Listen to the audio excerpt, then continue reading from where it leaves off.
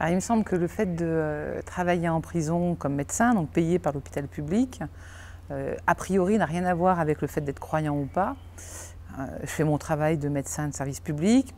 Pour autant, je suis envoyée par ma communauté pour quelque chose qui est de la prédication. Donc comment ça s'articule, ces deux choses-là?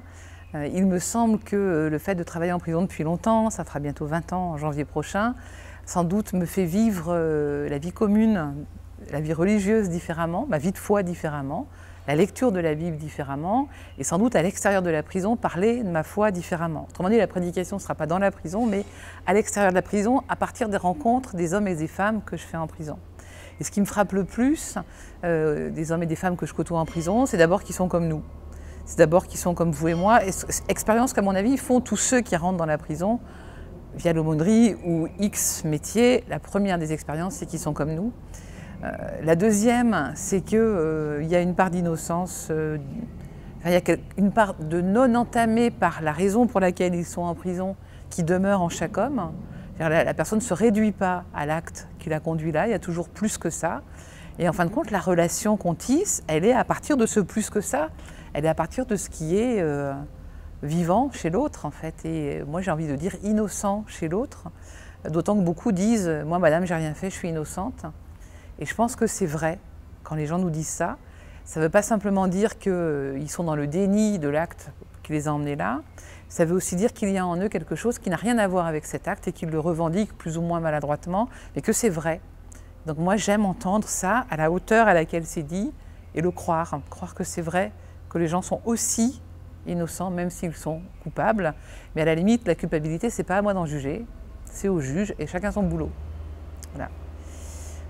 Ensuite, ce que peut-être avec le temps j'ai perçu comme lien, enfin ce que j'ai appris en prison de ma foi, c'est une image très vive que j'ai en tête, qui est une fois, pourtant je fais très attention de séparer les genres, de ne pas me mélanger avec les aumôniers ni rien, mais une fois, je suis allée à l'Eucharistie avec les personnes détenues, parce que j'étais de garde ce jour-là et que ça se trouvait comme ça. Bref, et j'y suis allée et je me suis mise derrière, et j'étais saisie de voir, c'était chez les femmes, que beaucoup d'entre elles tombaient au moment de la communion, qu'elles aient ou non communié, ce n'était pas le souci, elles tombaient devant la croix, à genoux devant la croix, et elles pleuraient devant la croix.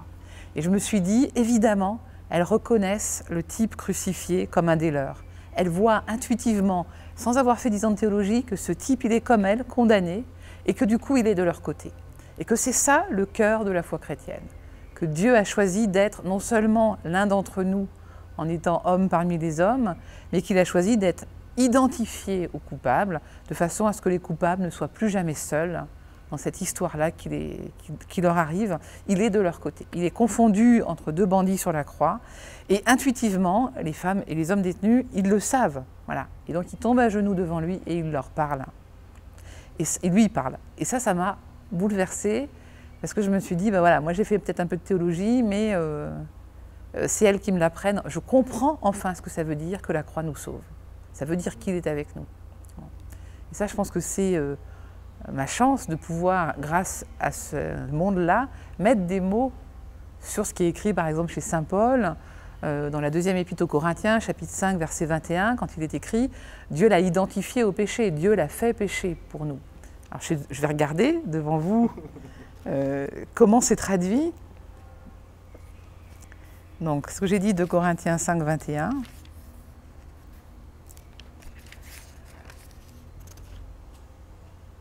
Le Christ est sans péché, mais Dieu l'a chargé de notre péché.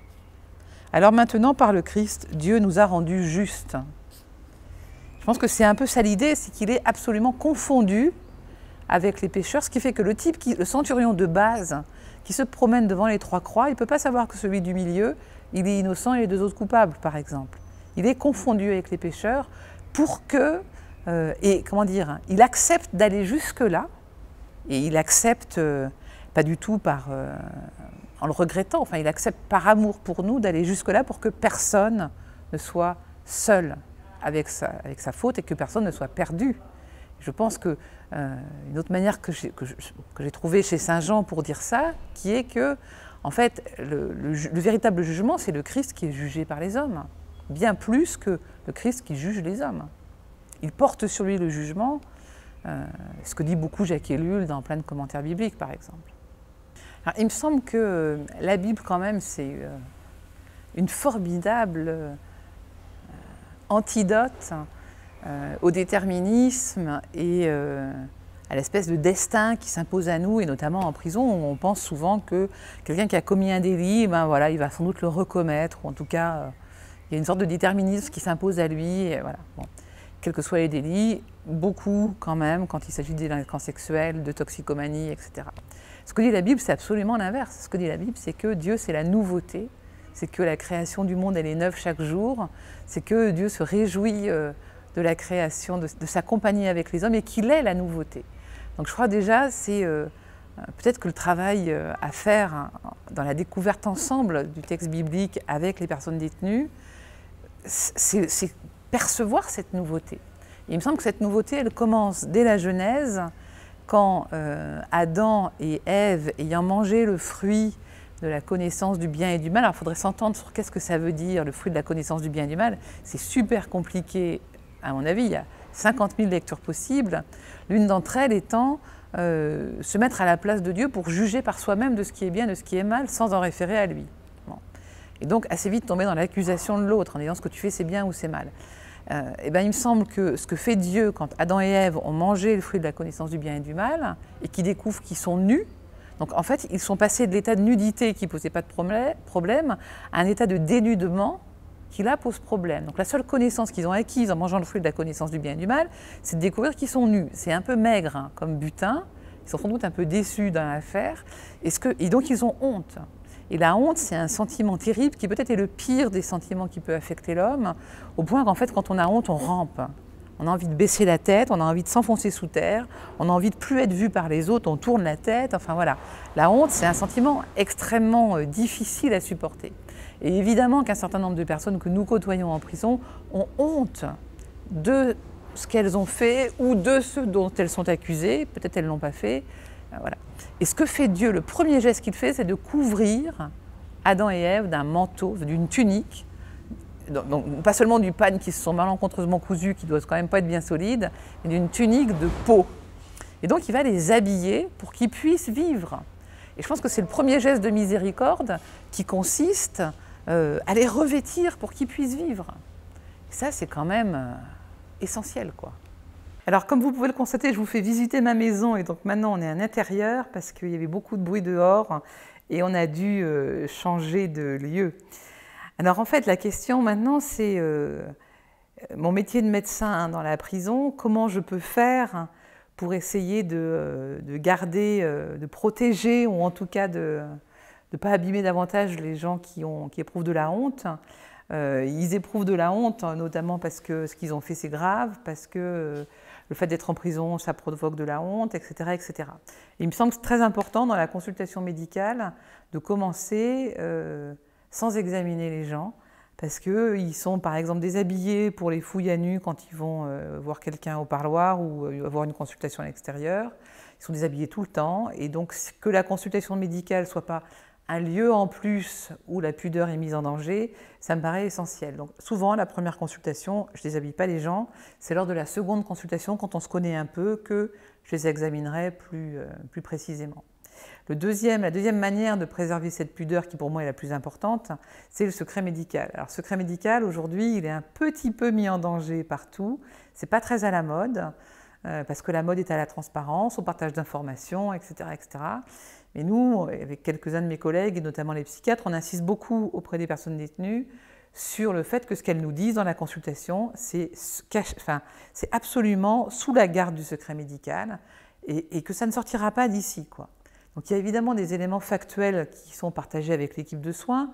Quelqu'un qui sera porteur d'une hépatite B, le résultat est là, etc. Il n'y a aucune raison que ça sorte de l'équipe de soins, vraiment.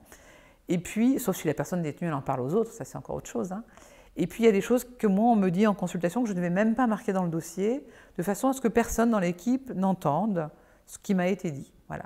Et ça c'est pour moi très important dans un certain nombre de situations où la personne nous parle de son affaire judiciaire, de je ne sais pas quoi, moi, qu'il n'y ait rien d'inscrit dans le dossier médical, ça relève absolument du secret. Et ça, c'est vraiment une autre manière de jeter un voile sur ce qui se passe et donc de protéger encore une fois l'innocence ou en tout cas la présomption d'innocence des personnes qui sont là.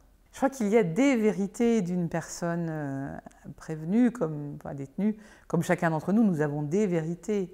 Qu'est-ce que la vérité de quelqu'un? Enfin, c'est certainement pas l'exactitude des faits qu'il aurait pu commettre, c'est pas ça la vérité. Ce que dit très bien Bonhoeffer, c'est quand il raconte, vous savez, cette histoire où il dit une maîtresse d'école demande à un enfant si c'est vrai que son papa est alcoolique, et l'enfant répond non, c'est pas vrai, et Bonhoeffer commente, c'est dans l'Éthique, page 1, non, à la fin de l'Éthique, je crois, plutôt tout à fait à la fin de l'Éthique, Bonhoeffer commente en disant celui qui dit la vérité, c'est l'enfant, parce qu'il préserve la relation avec son père, celle qui ment, c'est la maîtresse, parce qu'elle met l'enfant en danger dans cette relation avec son père. Pour moi, c'est la définition de la vérité, c'est ça. Et en prison, la vérité, c'est pareil. A priori, mon travail, c'est de croire ce que me disent les gens. Même s'ils me racontent des salades 3 fois plus grosses que moi, ma posture, c'est de décider de croire ce qu'ils me disent. Bon. Quand c'est vraiment trop gros, je leur dis « Vous êtes vraiment sûrs ?» Et puis, s'ils maintiennent, ils maintiennent. Et point. Bon. Donc, qu'à un moment ou à un autre, il y ait quelque chose d'une authenticité qui arrive, oui. Je pense qu'il y a de l'authenticité, même quand ils me racontent n'importe quoi, parce qu'ils savent que je ne suis pas dupe.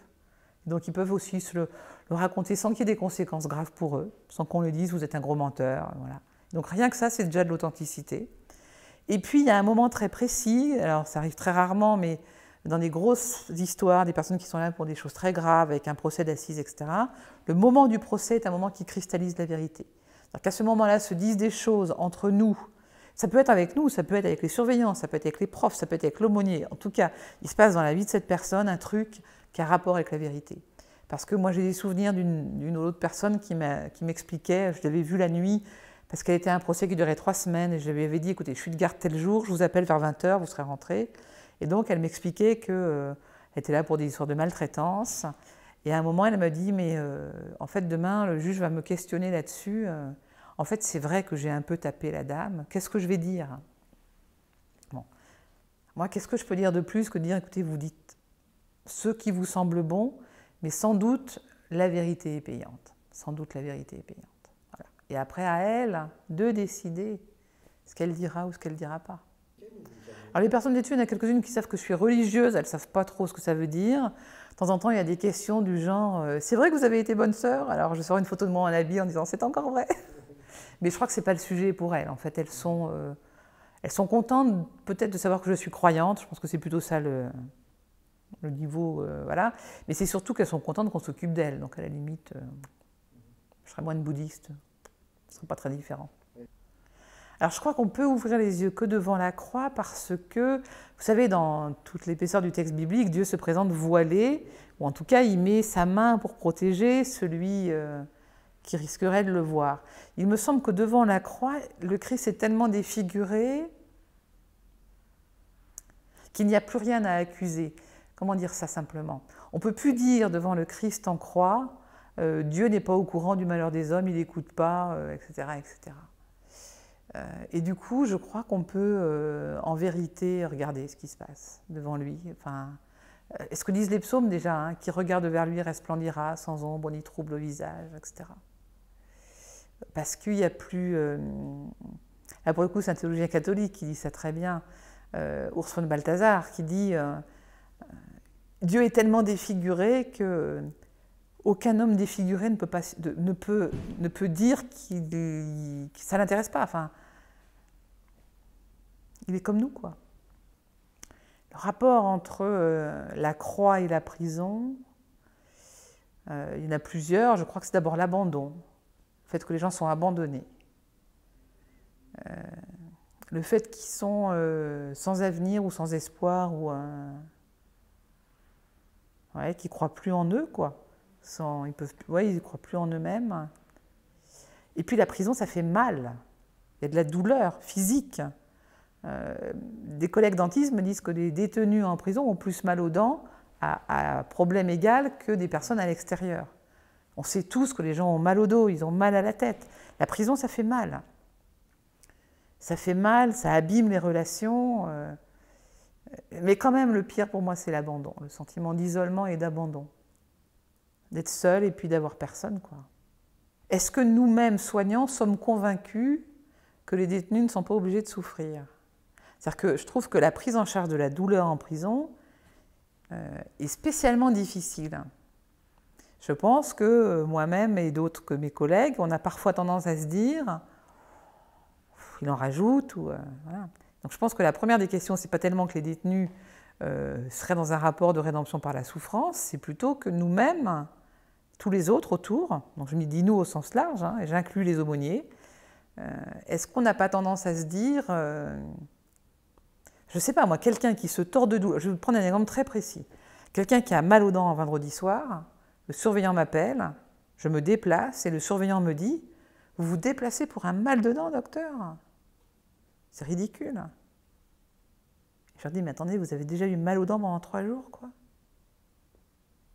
Et donc, en fait, je pense qu'un certain nombre de personnes, l'information n'arrive pas jusqu'à moi, c'est-à-dire le surveillant ou je ne sais pas qui va dire « Attendez, on est vendredi soir, le mal de dents, ça attendra lundi. Il n'y a pas de dentiste le week-end. » Je pense que la douleur, c'est un truc que inconsciemment, et peut-être, moi je me mets dedans, hein, il y a peut-être un certain nombre de fois où je me dis, après tout, s'ils sont en prison et que c'est compliqué, pour eux, après tout, ils n'avaient qu'à pas être en prison. Donc je pense qu'on a nous-mêmes, et je me mettrai les soignants d'abord, un rapport très compliqué à la prise en charge de la douleur en général et à la prise en charge de la douleur en prison en particulier. Prescrire des morphiniques, on a tout de suite peur que ce soit un usage détourné pour du trafic, etc. Et en plus, il y a des vraies raisons de le penser. Il y aura sans doute aussi du trafic, quoi. Donc ça, c'est une question balèze. Alors je pense que par contre, quand on arrive, alors moi j'ai des collègues aussi qui, à contrario, sont très motivés là-dessus, je pense notamment à des dentistes, qui ont imaginé des dispositifs avec un gaz qui s'appelle le Méopa pour l'anesthésie, qui est bien mieux supporté que les antalgiques traditionnels et qui permet que les gens n'aient vraiment pas mal.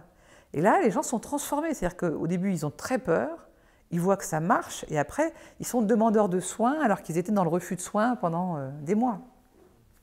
Donc des fois, le refus de soins, c'est pas que les gens ont envie de souffrir, c'est qu'ils sont tellement pétris de trouille que ce soit pire, qu'ils n'osent pas, par exemple, aller chez le dentiste. Alors je ne sais pas si ça répond tellement à ce que vous dites, qui est... je pense qu'il y a aussi des gens qui subissent la prison, tellement ils ont honte de ce qui s'est passé pour eux, et qui du coup vont même supporter des choses qui sont anormales et inadmissibles en se disant que c'est comme ça. Il y a une sorte de fatalité. Oui, du fatalité. Donc après notre travail, mais pour le coup à tous, hein, pas seulement les soignants, c'est de leur dire, attendez, ce qui vous arrive, c'est pas normal, quoi. C'est pas normal. On vous a parlé comme ça, on vous a répondu ça, ce n'est pas vrai, c'est pas normal.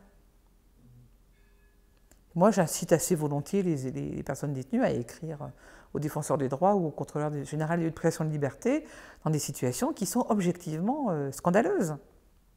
Parce que, voilà. Sur la punition, qu'est-ce que c'est que la peine? C'est quoi une peine? Est-ce que la peine de... Parce qu'en général, on dit, la peine, c'est simplement la privation de liberté. C'est quand même une belle hypocrisie. Parce qu'en vrai, la privation de liberté, c'est la séparation d'avec les gens qu'on aime, c'est le fait de ne pas pouvoir choisir son médecin, de ne pas avoir les médicaments qui étaient les siens dehors, parce que ce n'est pas exactement les mêmes, c'est des génériques ou bien... alors c'est très bien les génériques, hein, mais ce n'est pas la même molécule, je ne sais pas quoi. On a beaucoup de parapharmacie qu'on n'a pas, donc des petites crèmes cicatrisantes, des machins comme ça, on n'a pas. C'est la possibilité de ne pas manger ce qu'on veut, parce qu'on ne peut pas cantiner le truc qu'on a envie de manger parce qu'il n'est pas sur le banc de cantine. Donc c'est pas vrai que c'est que la privation de liberté. C'est la privation de relations sexuelles avec son conjoint, c'est la privation de ses enfants, etc., etc., etc. Donc arrêtons de dire que c'est que la privation de liberté, c'est faux. Bon. Ou bien, si c'est que ça, il faut trouver sans doute d'autres dispositifs. Maintenant, la punition... Il faut se méfier aussi des dispositifs qui paraissent géniaux, genre les bracelets électroniques, parce que le bracelet électronique, c'est superbe sur le papier, mais en fait, ça n'empêche pas des gens d'être en prison, ça rajoute des gens sous contrainte qui n'auraient pas été en prison de toute façon, qui vont être, eux, sous un dispositif de contrainte supplémentaire. Et puis, quelqu'un qui est sous bracelet, il faut aussi se l'encaisser, le bracelet. Si c'est pour 1 mois, ça va bien. Si c'est pour 6 mois, pendant 6 mois à dire à ses voisins que bah non, on ne va pas au cinéma, que non, on ne va pas aller chez eux, que non, ceci, cela, c'est compliqué. Donc, est-ce que le juge ou qui explique le sens de la peine à la personne? Je ne sais pas, ce n'est pas nous en tout cas. Alors, par rapport au corps, moi, ce que j'essaie d'expliquer aux personnes, c'est autre chose. C'est de leur dire, vous n'êtes pas bien, ce n'est pas parce que vous êtes malade, c'est parce que vous êtes enfermé. Donc que vous ne soyez pas bien, ce n'est pas en plus que vous tombez malade. Voilà. Ce n'est pas de votre faute si vous n'êtes pas bien. Vous n'êtes pas bien parce que votre corps dans la prison, il n'est pas bien. Alors ça, je me permets de le dire aux gens qui vont sortir vite. Ceux qui sont là longtemps, c'est plus compliqué à dire. Hein. Mais de dire à des gens qui sont là pour 3-4 mois, écoutez, vous n'êtes pas bien, vous avez, je ne sais pas, les femmes, par exemple, vous avez les règles qui s'arrêtent et les cheveux qui tombent. Ce n'est pas parce que vous êtes malade, c'est parce que vous êtes en prison, donc vous ne vous inquiétez pas. Dès que vous sortez, c'est terminé. Votre corps, il va redevenir comme avant. Il n'y a pas de souci, quoi. Des gens me l'ont écrit pour me confirmer que c'est vrai. Bon. Donc ça, je crois que ça les rassure. Hein, de leur dire c'est la prison qui provoque ça, c'est pas votre faute. Et c'est tout le monde. Il n'y a pas que vous, il y en a plein qui ont les mêmes choses. Donc tranquille. Moi, je suis arrivée en prison par hasard, en fait. J'y reste pas du tout par hasard, hein, mais... alors, il y en aurait peut-être, en tout cas au moins un, qui est Saint Jean au chapitre 19, quand au pied de la croix de Jésus se trouve sa mère, le disciple qu'il aimait, et Marie-Madeleine. Je crois que le disciple qu'il aimait n'a pas de nom, parce que c'est chacun d'entre nous qui pouvons nous trouver là. La mère de Jésus, peut-être qu'elle n'est pas nommée aussi, parce que nous avons tous à enfanter Dieu dans nos vies, à enfanter le Verbe. Et donc, autant Marie nous montre le chemin, autant nous avons tous à le faire. Et ça, je pense que c'est aussi compatible avec la théologie catholique, notamment parce que l'Épître aux Éphésiens le dit. Hein, nous sommes, alors l'Épître aux Éphésiens, petit détour, chapitre 1, dit cela au tout début, je pense. Dieu nous a choisis dans le Christ pour que nous soyons saints et sans défaut devant ses yeux. Voilà. Immaculé, dit la Bible de Jérusalem. Donc le fait d'être immaculé, ce n'est pas seulement réservé à Marie, c'est notre vocation la plus profonde à tous. Bon. Et donc, au pied de la croix de Jésus, il y a le disciple bien-aimé, la mère de Jésus, et Marie-Madeleine, qui est la pécheresse pardonnée.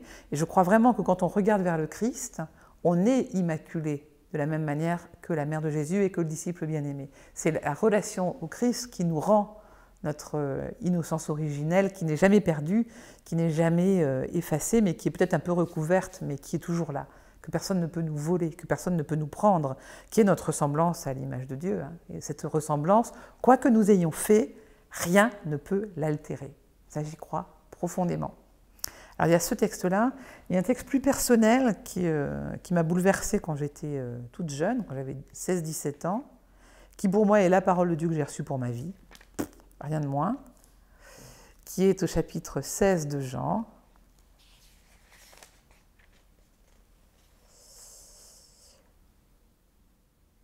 Je vous ai dit cela pour que par moi vous ayez la paix. Dans le monde, vous aurez à souffrir, mais soyez courageux, dit cette Bible. La Bible de Jérusalem dit « Gardez courage, j'ai bel et bien vaincu le monde ». Donc vraiment pour moi, la parole fondatrice, c'est « La victoire a eu lieu ». C'est-à-dire la défaite de tout ce qui nous tue a eu lieu. La vie l'a emporté avec le Christ qui a vaincu la mort. Et quand on lit dans l'Apocalypse que tout est jeté dans l'étang de feu, et que l'étang de feu, c'est la seconde mort, c'est la mort de la mort. Et bien ça, c'est fait. La victoire, elle a eu lieu. Alors ok, le dragon, le gros serpent de la Genèse, qui est devenu un peu un dragon, bouge encore, mais il a perdu.